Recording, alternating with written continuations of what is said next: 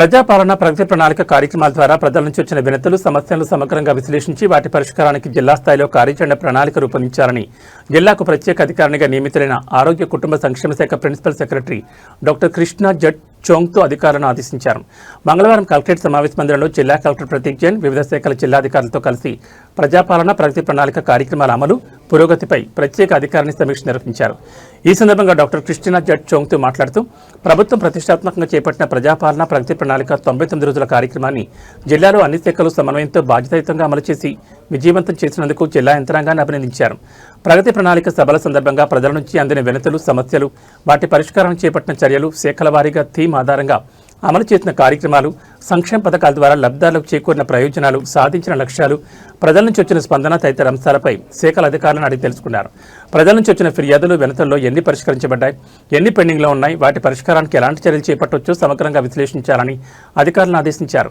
కార్యక్రమం అమలు సందర్భంగా చేపట్టిన వినూత్న కార్యక్రమాలు మంచి ఫలితాలు సాధించుంటే వాటిని జిల్లాలో నిరంతరంగా కొనసాగించే అవకాశాలను పరిశీలించాలని సూచించారు.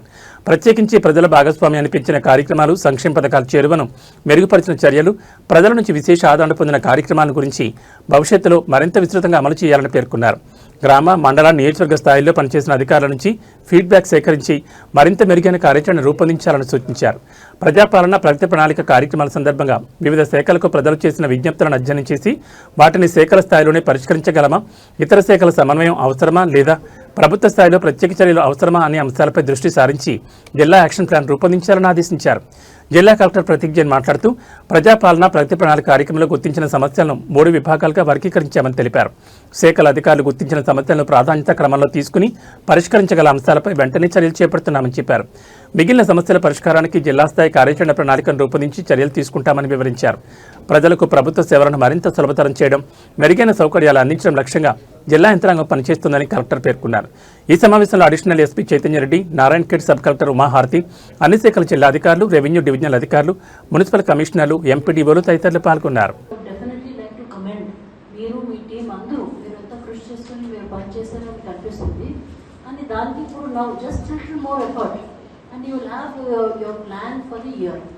ఆల్రెడీ మీ యాక్షన్ ప్లాన్స్ మా ఏప్రిల్ నెలలో అందరికీ మీకు కమ్యూనికేట్ చేయడం జరిగింది అని వివిధ డిపార్ట్మెంట్స్.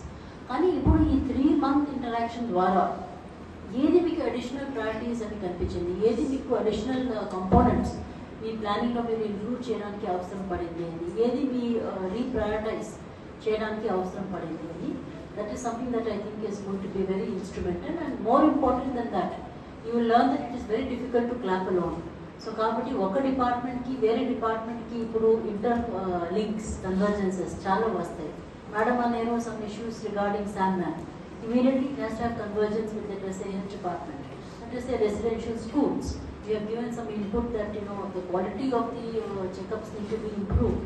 మరి మీ లిస్ట్ నుంచి maybe the health concerned topics, let us say severe anemia cases, that can be referred back to the health department. So inter-departmental convergences would be very critical at this point of time. Example, energy linked with, let us say, your agriculture department, your horticulture department, they have raised the requirement for some solar fencing. So any one could take up cheskuntu, there will be a lot of convergences inbuilt in it. And I think that challenge or the task will be with the district administration to find common ground between the different departments concerned. Kani, I am sure that with this kind of detailed exercise and inputs, oka manchi action plan tayar cheyagalani. Inta kaalam 3 months gramam ki tirigi interaction chesin tarvata definitely there will be some actionable points andi.